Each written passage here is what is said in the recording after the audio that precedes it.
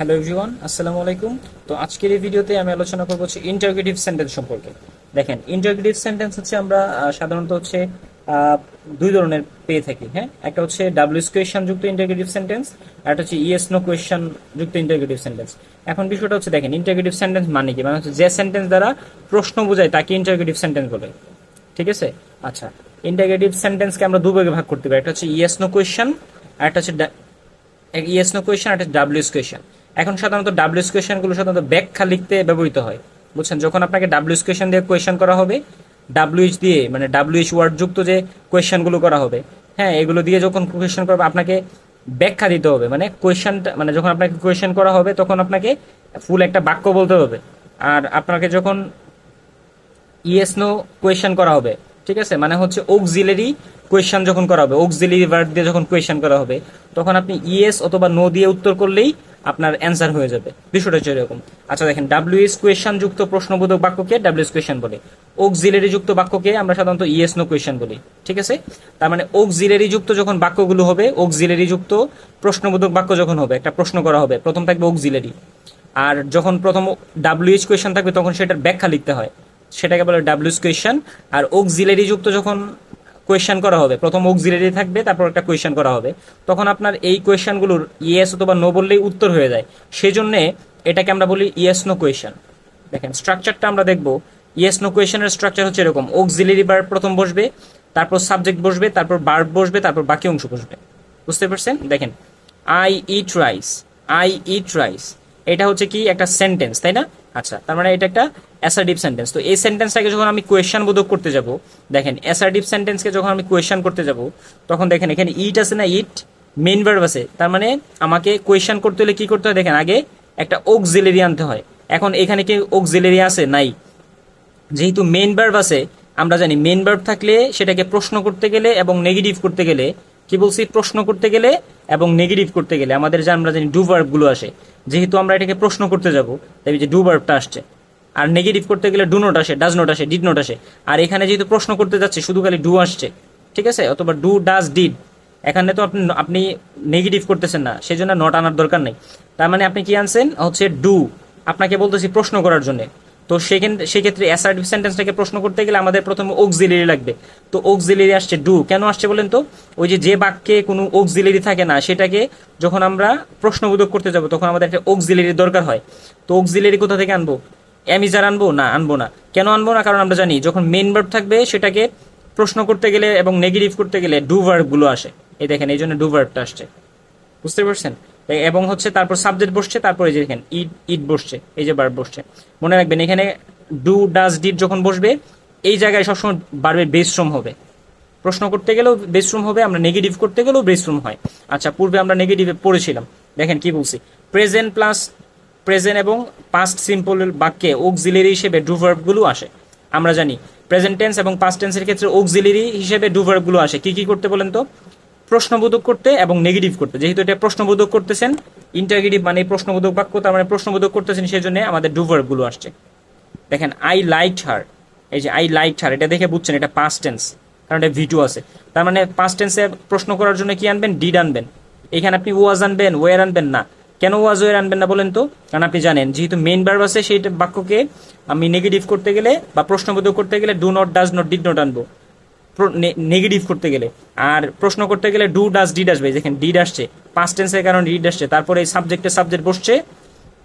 তারপরে এই যে দেখেন, এটার কি আমরা এটার কোন ফর্ম লিখছি বলেন তো? Base form. এখন বেস ফর্ম মানে কি? ইডি যুক্ত হইতে পারবে না, তার মানে এই ডিটা থাকবে না এখানে। লাইক, এই যে দেখেন লাইক, এই লাইকটা হচ্ছে বেস ফর্ম। আমরা জানি ডু, ডাজ, ডিড এর পরে প্রশ্ন করতে গেলেও এবং নেগেটিভ করতে গেলেও যে ভার্বটা আসে পরে, সেটা ভার্বের বেস ফর্ম বসে। দেখেন এটা বেস ফর্ম হয়েছে। এই যে এটাকে ইডি না লিখে আমরা বেস ফর্ম লিখলাম। আর এই দেখেন ইডের থাকার কারণে বুঝছিলাম এটা হচ্ছে পাস্ট টেন্স, সেই জন্য ডিড আনছি কোয়েশ্চেন করার জন্য।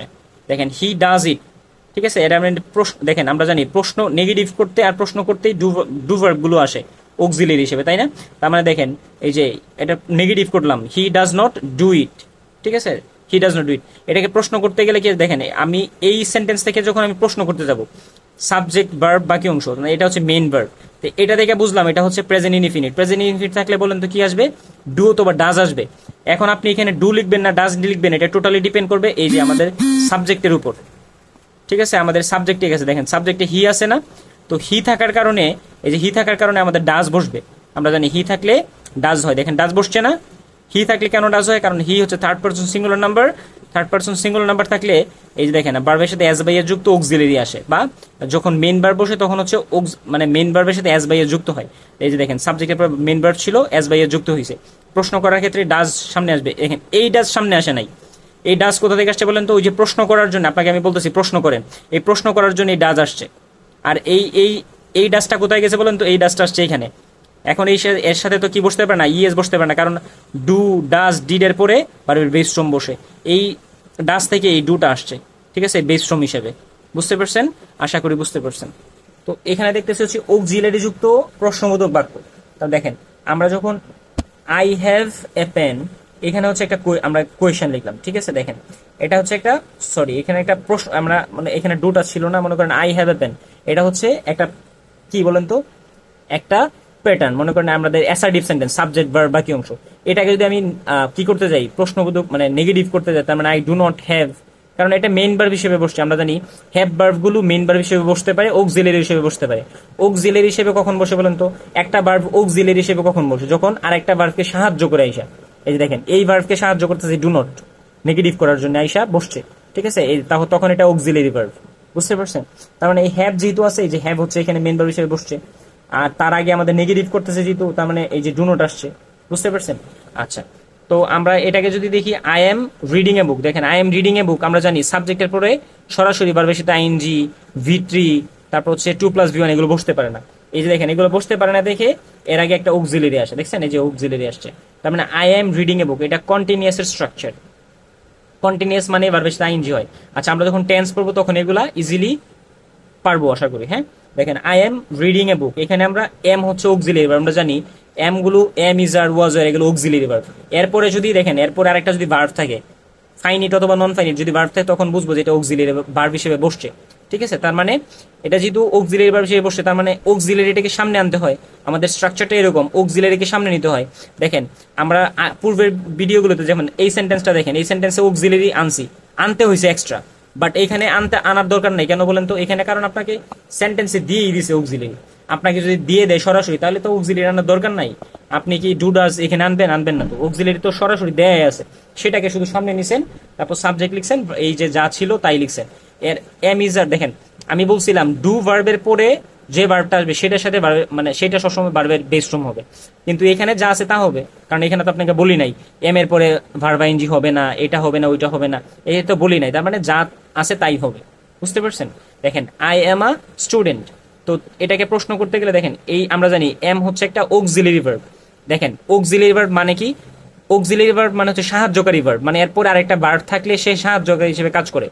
আর আমরা জানি am, is, are, was, were এই ভার্বগুলো যে বাক্যে কোনো মেইন ভার্ব থাকে না, মানে যে বাক্যে কোনো ভার্বই থাকে না, সেই বাক্যে এসে বসে সে একটা বাক্য গঠন করতে সাহায্য করে। এখন কথা হলো, আমি কি ইচ্ছা করলে ডু ভার্বগুলো এখানে আনতে পারবো না? কারণ ডু ভার্বের শর্তই হচ্ছে এরকম যে নেগেটিভ করতে গেলে আর প্রশ্ন করতে গেলে ডু ভার্বগুলো আসে। তো সেক্ষেত্রে আমরা am, is, are, was, were এগুলো মামার বাড়ি থেকে আসে। আমরা ইচ্ছা করলে সেন্টেন্সগুলোকে যখন কোনো ভার্ব পাবো না, সেই সেন্টেন্সে আমরা হচ্ছে এম, ইজ, আর, ওয়াজ গুলো আনি, ঠিক আছে। দেখেন তো এমটা হচ্ছে এখানে এটাই মেইন ভার্ব, এটাই অক্সিলারি ভার্ব। তো আমরা জানি যেহেতু জন্মগতভাবে সে অক্সিলারি ভার্ব, তো এটা প্রশ্ন করতে গেলে শুধু এটাকে সামনে নিলেই হয়ে যাবে, ঠিক আছে। Am am I a student, am I a student, ঠিক আছে। আই লাইক ইট, দেখেন I like it a main verb, তো মেইন ভার্বকে যখন প্রশ্ন করতে যাবেন আপনি ডু আনবেন, ঠিক আছে। দেখেন ডু প্রথম আনছেন, আই লাইক ইট, ঠিক আছে। দেখেন এখন আমরা এখানে লিখছি they were tired, they were tired, দেখেন এটা মেইন ভার্ব, ঠিক আছে, এটা মেইন ভার্ব, এটা অক্সিলারি ভার্ব। তো এটাই যখন হচ্ছে আমরা কি বলছিলাম, এখন কথা হচ্ছে এখানে টায়ার্ড, এই টায়ার্ড হচ্ছে কিন্তু একটা অ্যাডজেক্টিভ। এটা টায়ার্ড শব্দের অর্থ কি? ক্লান্ত। ইডি দেখা বললেন না যে এটা হচ্ছে ভি3, ইডি দেখা বলা যাবে না। তার মানে কিছু কিছু শব্দের অর্থ তো জানা লাগবে। টায়ার্ড অর্থ কি বলেন তো? টায়ার্ড অর্থ হচ্ছে ক্লান্ত, ঠিক আছে। আচ্ছা, টায়ার্ড অর্থ যদি ক্লান্ত হয়, তা তো একটা অবস্থা বোঝায়। বলেন তো কিসের অবস্থা বোঝায়? দে ওয়ার টায়ার্ড, তারা ক্লান্ত ছিল। কারা ক্লান্ত ছিল বলেন তো? তাদের একটা অবস্থা বোঝাচ্ছে। তার মানে নাউন বা প্রোনাউনের অবস্থা যেটা বোঝায়, দোষ, গুণ, অবস্থা, সংখ্যা, পরিমাণ, এগুলো যখন বোঝাবে কোনো ওয়ার্ড বা কোনো শব্দ, সেইগুলো হচ্ছে অ্যাডভার্ব হিসেবে, সরি অ্যাডজেক্টিভ হিসেবে কাজ করে। তার মানে এটা একটা অ্যাডজেক্টিভ, তাই না? তো সেক্ষেত্রে আমরা এটা ভার্ব না। তো সেক্ষেত্রে আমরা কি করবো, এটাকে কোয়েশ্চেন করতে গেলে আমরা ওয়ার্ডটা আগে নিব, তারপর এই যে সাবজেক্টটা এখানে লিখবো। আমরা যে প্যাটার্নটা এরকম অক্সিলারি, সাবজেক্ট, তারপর হচ্ছে এই যে দেখেন আমাদের বাকি অংশ এটা একটা অ্যাডভার্ব, সরি এটা একটা অ্যাডজেক্টিভ। আচ্ছা, দে হ্যাভ নোন ইট, দেখেন এই হ্যাভ হচ্ছে এখানে অক্সিলারি, কেন অক্সিলারি বলেন তো, এরপর আরেকটা ভিটি আছে, ঠিক আছে। আচ্ছা, তো সেক্ষেত্রে আমরা হ্যাভটা শুধু সামনে নিলেই হবে, তারপর এখানে আমরা কি আনতেছি, এটা ভিজি, দেখেন এটা সরি এটা সাবজেক্টটা এখানে আনলাম, তারপর ভিজি, এই দেখেন হ্যাভ হ্যাজের পরে সবসময় ভিটি বসে, হ্যাভ হ্যাজের পরে সবসময় কি বসে, ভিটি বসে। হ্যাভ হ্যাজের পরে 2+V1 বসতে পারে, ওটা অন্য স্ট্রাকচার, সেমি মডেলের স্ট্রাকচার। দেখেন আই ক্যান ডু ইট, এই ক্যান একটা মডাল ভার্ব আমরা জানি, যেহেতু মডাল অক্সিলারি, মডাল ভার্ব মানে কি মডাল অক্সিলারি, দেখেন এরপর একটা মেন ভার্ব আছে, তো মেন ভার্ব আছে মানে কি, মানে হচ্ছে এটা অক্সিলারি ভার্ব, এটা দেখেন এরপর আরেকটা ভার্ব আছে, তার মানে এটা ভার্ব, এটা মেন ভার্ব যদি হয় এটা অক্সিলারি ভার্ব, অক্সিলারি ভার্বকে সামনে নিলেই হয়, বুঝতে পারছেন। আচ্ছা, এখন দেখেন আমরা স্ট্রাকচারটা দেখবো, WH কোয়েশ্চেনের স্ট্রাকচারটা কিরকম হয়। WH কোয়েশ্চেন দেখেন আমরা পড়ছি না, ইয়েস নো কোয়েশ্চেনের স্ট্রাকচারটা এরকম, এই দেখেন অক্সিলারি সাবজেক্ট ভার্ব বাকি অংশ, বিষয়টা এরকম না। আর এটার মধ্যে কি আসবে, WH কোয়েশ্চেনে শুধু করে WH যে ওয়ার্ড গুলো আছে, হ্যাঁ WH যুক্ত যে কোয়েশ্চেন বোধক যে আমাদের অ্যাডভার্ব গুলো আছে বা হচ্ছে অ্যাডজেক্টিভ গুলো আছে সেগুলো, হ্যাঁ বা প্রোনাউন গুলো আছে সেগুলো হচ্ছে আমরা প্রথমে বসাবো, বুঝতে পারছেন, প্রথমে বসাবো এবং তারপরে অক্সিলারি ভার্ব বসবে। দেখেন এই যে হোয়াট ডু ইউ ওয়ান্ট, তুমি কি চাও, তখন আপনাকে একটা ব্যাখ্যা বলতে হবে, I want to do it dash dash dash ইত্যাদি বলা লাগবে। দেখেন হাউ ডু ইউ নো, তুমি কিভাবে জানো, I know dash dash dash dash, আপনার এইভাবে বলতে হবে, তাই না। দেখেন হোয়াট ইজ দ্য, দেখেন হোয়াট ইজ হি রিডিং, সে কি পড়ছে, তার মানে এই ধরনের প্রশ্ন করলে আপনাকে কি করতে হবে, উত্তর দিতে হবে, ফুল একটা উত্তর দিতে হবে, উত্তরটা ব্যাখ্যামূলক হবে। হুয়েন হি উইল গো, সে কখন যাবে, আপনি বলবেন সে 10টায় যাবে, দেখেন আপনাকে বলা লাগতেছে, আপনি এখানে ইয়েস নো বলে উত্তর দিতে পারতেছেন না। দেখেন এখানে আমাদের কি ছিল, অক্সিলারি দিয়েছিল, যেমন আমি প্রশ্নটা করি, দেখেন can I do it, can I do it, আমি কি এটি করতে পারি, ইয়েস ইয়েস নো, ঠিক আছে। দেখেন ওয়ার দে টায়ার্ড, তারা কি ক্লান্ত ছিল, আপনাকে প্রশ্ন করতেছি were they tired, are you tired, আপনি কি ক্লান্ত, আপনি বলেন ইয়েস নো, দেখেন আপনি উত্তর দিতে পারতেছেন। বাট আমি যদি বলি why were they tired, why are you tired, why are you tired, আমি যদি প্রশ্ন করি হোয়াই আর ইউ টায়ার্ড, দেখেন হোয়াই মানে ডাব্লিউ যুক্ত একটা, আমাদের হচ্ছে একটা প্রোনাউন সামনে আসছে, মানে কোয়েশ্চেন, একটা কোয়েশ্চেনের যে আমরা কোয়েশ্চেন করতে হয় যে প্রোনাউনগুলো সেটা সামনে আসছে, হোয়াই আর ইউ টায়ার্ড, আপনি প্রশ্ন করলাম, আপনি বললেন আমি বললাম কেন আপনি টায়ার্ড, তো আপনি কি বলতে পারবেন ইয়েস নো, না, আপনাকে বলতে হবে আমি টায়ার্ড কারণ, দেখেন আপনাকে ব্যাখ্যা লিখতে হচ্ছে, তার মানে ডাব্লিউএস কোয়েশ্চেন দিয়ে যখন প্রশ্ন করা হবে তখন ব্যাখ্যা বলতে হবে। এখন আমরা এখানে একটা বেসিক জিনিস শিখি, দেখেন আপনাকে যখন কোয়েশ্চেন করা হবে, দেখেন হোয়াই, দেখেন হোয়াট ডু ইউ ওয়ান্ট, তুমি কি চাও, তখন আপনি লিখবেন, দেখেন আপনি লিখবেন, দাঁড়ান এখানে এই বিষয়টা দেখেন, হাউ ডু ইউ নো, তুমি কিভাবে জানো, আপনি লিখবেন I know, I know KNOW, দেখছেন এই বাকি অংশ তো আপনি I know dash dash dash, আপনি মনে করেন কোনো কিছু লিখলেন, দেখেন আপনি, আপনাকে যখন এই কোয়েশ্চেনটা করা হচ্ছে হাউ ডু ইউ নো, হ্যাঁ আপনাকে প্রশ্ন করা হচ্ছে, তখন আপনি লিখতেছেন আই নো, দেখেন আপনাকে আই নো লিখতেছেন, সাবজেক্ট লিখতেছেন, হ্যাঁ তারপরে ভার্ব আনতেছেন, আপনি এখানে ডু ভার্ব গুলো, দেখেন ডু ভার্ব গুলো ইউজ করতেছেন না, ওই যে এখানে ভার্ব ছিল ডু ভার্ব, এটা ইউজ করতেছেন না। এখন আমি যদি আপনাকে আই নো, মনে করেন আমি বললাম আই নো ইট, ঠিক আছে, এইটা আমি বললাম, ঠিক আছে, এখন আপনি এটাকে একটা প্রশ্ন করতে বললাম আপনাকে, ঠিক আছে, আপনি কি করবেন বলেন তো, হ্যাঁ যেমন ডু ইউ নো ইট, মনে করেন এটা ইট না লিখলাম, হ্যাঁ আমি বললাম যে what what do you know, তুমি কি জানো, ঠিক আছে, তুমি কি জানো, তখন আপনি এটা উত্তর দিলেন আই নো ইট, আমি এটি জানি, ঠিক আছে। দেখেন এই যে যখন এই যে দেখেন আপনাকে প্রশ্ন করা হলে আপনার যখন উত্তর লিখবেন, মানে আপনি যখন উত্তর দিবেন তখন এই ডু ভার্ব গুলো আপনি ইউজ করবেন না, ঠিক আছে। হোয়াট ডু ইউ ওয়ান্ট, তুমি কি চাও, I want dash dash dash আপনি বলবেন, ঠিক আছে, আপনি এই ডু ভার্ব গুলো এখানে ইউজ করবেন না, কিন্তু অন্য যে ভার্ব, কারণ আপনি জানেন ডু ভার্ব গুলো কেন আসে বলেন তো, প্রশ্ন করতে গেলে আর নেগেটিভ করতে গেলে শুধু ডু ভার্ব গুলো আসে এখানে, তার মানে এখানে তো আপনি ডু ভার্ব গুলো দেখেন, আপনি একটা উত্তর লিখতেছেন, সাবজেক্ট ভার্ব বাকি অংশ লিখতেছেন, তার মানে এখানে তো আপনি ডু ভার্ব, এই ডু ভার্বটা এখানে না ইউজ করবেন না, কারণ ও প্রশ্ন করার জন্য এখানে আসছিল, ঠিক আছে, প্রশ্ন করার জন্য সে সেন্টেন্সে বসছিল, কিন্তু আপনি যখন উত্তর লিখবেন তখন তো এই ডু ভার্বটাকে, ডু ডাজ ডিড যখন থাকবে সেগুলোকে আপনি ইউজ করবেন না, বুঝতে পারছেন।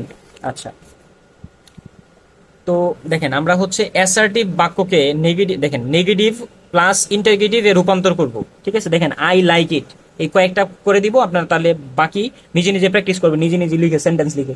দেখেন আই লাইক ইট, এটাকে যখন আমি নেগেটিভ করতে যাব, যেহেতু মেইন ভার্ব আছে তার মানে কি আমাদের ডু নট আনতে হবে, যে ডু নট আনছি, তারপর এই যে ডু নটের পরে বেস ফর্ম বসে, এই যে বেস ফর্ম বসাইলাম, এই যে লিখলাম, তার মানে হচ্ছে দেখেন এই অ্যাসার্টিভ সেন্টেন্সকে নেগেটিভ করলাম। আমি প্রশ্ন করতে গেলাম, দেখেন ডু নট, এখানে ডু নট আসছে নেগেটিভের জন্য, এই ডু আসছে কেন বলেন তো? প্রশ্ন করার জন্য, কারণ আমরা জানি যে প্রশ্নবোধকটা কিভাবে করা হয়, অক্সিলারি দিয়ে করা হয়। তো আমি যদি এই প্রশ্নটা আপনাকে করি, ডু আই লাইক ইট, আমি নিজেকে মনে করি প্রশ্ন, do I like it, yes I like it, yes এর পরে আমি সেন্টেন্সটা বলতে পারি, ফুল বলতে পারি, নাও বলতে পারি, সমস্যা নাই, ঠিক আছে। আচ্ছা, আই লাইক ইট, মনে করেন এই সেন্টেন্সটাকে আমাকে যদি প্রশ্ন করতে বলে তখন আমাকে এই প্রশ্নটা করতে হবে। আমি যে ডু ইউ লাইক ইট, তুমি কি এটি পছন্দ করো, তখন আপনার উত্তরটা কি হবে? I like it. Yes, no আপনি বলতে পারবেন, সমস্যা নাই, আবার অথবা বলতে পারেন আই লাইক ইট, এটাও বলতে পারবেন। আচ্ছা দেখেন, তারপর আই ডু ইট, এই ডু হচ্ছে মেইন ভার্ব, এই ডু এখানে অক্সিলারি না, কেন বলেন তো? অক্সিলারি হিসেবে ডু ভার্ব গুলো তখনই বসে নেগেটিভ করতে গেলে, প্রশ্ন করতে গেলে। দেখেন এই নেগেটিভ করার জন্য আমি বলছি নেগেটিভ করেন, নেগেটিভ করছেন, ডু নট আনছেন, ঠিক আছে। তারপরে এই যে বেস ফর্ম বসছে, এই ডুটা এখানে গিয়ে বসছে, এখানে প্রশ্ন করতে গেছেন, এই ডু আনছেন কোথা থেকে বলেন তো? ওই যে আপনাকে প্রশ্ন করতে বলছি আর নেগেটিভ করতে বলছি, এইটা আনছেন প্রশ্ন করার জন্য, তার মানে প্রশ্ন করতে গেলে প্রথমে অক্সিলারি ভার্ব আসে, ঠিক আছে। আচ্ছা, হি ডিড ইট, ডিড এর কারণে বুঝছেন পাস্ট টেন্স, তার মানে হি ডিড নট আনছেন, তারপরে এই ডিড এর বেস ফর্ম বসবে, কারণ আপনি জানেন ডিড নট এর পরে ভার্বের বেস ফর্ম বসে, do not, does not, did not এর পরে সবসময় ভার্বের বেস ফর্ম বসে, এই যে বেস ফর্ম হচ্ছে ডু। দেখেন এটাকে প্রশ্ন করতে গেলে আপনার এই ডিড আনছেন না, এই ডিড দেখে বুঝছেন যে এটা পাস্ট টেন্স, এই পাস্ট টেন্সের কারণে আনছেন ডিড। আপনি জানেন কোথা থেকে আনছেন? ওই যে আপনি যা শিখছিলেন যে do not, does not, did not হচ্ছে নেগেটিভের জন্য, আর ডু, ডাজ, ডিড প্রশ্ন করার জন্য আসে, তার মানে পাস্ট টেন্সে ডিড আসে। এই যে পাস্ট টেন্সে আপনি জানেন যে এটা যেহেতু প্রশ্ন করতেছেন, তার মানে এটা যেহেতু পাস্ট টেন্স, তার মানে ডিড আসছে। এনে ডিড ছাড়া যদি ওয়ার্ক থাকতো, ওয়ার্কড, WRKD, ওয়ার্কড, তখন তো বুঝতেন ইডির কারণে বুঝছেন যে আপনি পাস্ট টেন্স, তখন ডিড আনতেন না। তার মানে এটাকে নিয়ে আপনি পাস্ট টেন্স এটা বুঝতেছেন, এটা পাস্ট টেন্সের কারণে ডিড আনছেন। তো সেক্ষেত্রে এটা হচ্ছে মেইন ভার্ব, এটার মেইন ভার্বের এই যেখানে বেস ফর্ম বসছে, এটার বেস ফর্ম কি? ডু, এই যে ডু বেস ফর্ম, তার মানে আমরা জানি ডু নট, ডাজ নট এর পরে ভার্বের বেস ফর্ম বসে, আবার ডু, ডাজ, ডিড এর পরে প্রশ্ন করলেও এর পরের যে ভার্বটা আসে সেটা বেস ফর্ম বসে। দেখেন এই যে এর পরের যে ভার্বটা আসছে এটা বেস ফর্ম বসছে, বুঝতে পারছেন? এই ডিড কিন্তু এইটা এখানে এসে বসে না, এই ডিডের কারণে এসে বসছে, এই ডিড বসছে, মানে ডিডের কারণে বুঝছেন যেটা পাস্ট টেন্স, পাস্ট টেন্সে আমাদের ডিড এসে বসে প্রশ্ন করতে, ঠিক আছে। আর এই ডিডটা এখানে ডু হইছে, কারণ বেস ফর্ম হচ্ছে ডু। আচ্ছা দেখেন, আই এম আ স্টুডেন্ট, এটাকে প্রশ্ন দেখেন নেগেটিভ করতে গেলে, কারণ আমরা জানি এম, ইজ আর ওয়াজ আর থাকলে এর পরে একটা নট বসাইলে হয়ে যায়, এই যে নট বসাইছেন। আর প্রশ্ন করতে গেলে এই যে এমটা আগে আনছেন, তারপর সাবজেক্ট লিখছেন, তারপর বাকি অংশ লিখছেন, ঠিক আছে। আচ্ছা, হি প্লেড দ্য গেম, দেখেন হি প্লেড, এই যে পাস্ট টেন্স বুঝছেন, ডিড ইডি দেখে বুঝছেন পাস্ট টেন্স, তার মানে ডিড নট আনবেন। তারপর দেখেন এই আমরা জানি do not, does not, did নটের পরে ভার্বের বেস ফর্ম, এই যে আমার বেস ফর্ম মানে কি? ইডি থাকবে না। দেখেন প্রশ্ন করতে গেলে এই ডিড আনছেন, কেন ডিড আনছেন বলেন তো? এই যে এটা ইডি দেখে বুঝছেন যে পাস্ট টেন্স, এই ডিড আনছেন, তারপর হি লিখছেন, এই সাবজেক্টটা লিখছেন, তারপর হচ্ছে প্লে লিখছেন। প্লে কেন লিখছেন? এই যে দেখেন এই যে প্লেট ছিল না, এটা এই প্লেটটা প্লে হয়ে গেছে, যেমন এখানে ডিডটা ডু হয়েছে, কেন বুঝছেন তো? বেস ফর্ম লিখতে হয়। আর এই ডিড আসছে কেন? প্রশ্ন করার জন্য। এই ডিড আসছে কেন? প্রশ্ন করার জন্য, বুঝতে পারছেন? এটা সেম, ক্লিয়ার? আশা করি ক্লিয়ার। দেখেন they are playing cricket, they are playing cricket, এখানে তো ভার্ব আইএনজি আছে, মেইন ভার্ব, এখানে অক্সিলারি ভার্ব আছে, তার মানে আমাদের নেগেটিভ করতে গেলে কি? দেখেন দে আর নট, এই যে দেখেন আমরা যেহেতু অক্সিলারি আছে, তার মানে এখানে তো do not, does not, did not এগুলো আনবো না, অক্সিলারি আছে মানে অক্সিলারির পরে একটা নট বসাইলে হয়ে যাবে, বুঝতে পারছেন? আচ্ছা, তো এখানে প্রশ্ন করতে গেলে আর দে প্লেইং ক্রিকেট, কারণ হচ্ছে যে অক্সিলারি তো দেয়া আছে, যেখানে অক্সিলারি দেয়া থাকবে এখানে কি অক্সিলারি দেয়া আছে? এর আগে কি অক্সিলারি দেয়া আছে? এটার আগে অক্সিলারি দেয়া আছে? নাই, অক্সিলারি দেয়া নাই, তার মানে মেইন ভার্ব হিসেবে বসছে। তার মানে সাধারণত আমরা টেন্সের অনুযায়ী জানি দুইটা স্ট্রাকচারেই মেইন ভার্ব বসে, সাবজেক্ট, ভার্ব, বাকি অংশ, এইটা দুইটা স্ট্রাকচার, একটা প্রেজেন্ট ইনডিফিনিট আর একটা পাস্ট ইনডিফিনিট, বুঝতে পারছেন? তো আশা করি বুঝতে পারছেন। তো আজকের মতো এখানেই, আসসালামু আলাইকুম। সামনের ভিডিওতে ইম্পারেটিভ, অবজেক্টিভ এবং এক্সক্লেমেটরির আলোচনা করব। ভালো থাকবেন, সুস্থ থাকবেন, আর মন চাইলে ভাই কমেন্ট করবেন, কমেন্ট করলে তো আমি একটু ইন্সপায়ার্ড হই, বুঝতে পারছেন? আচ্ছা, ভালো থাকবেন, টাটা।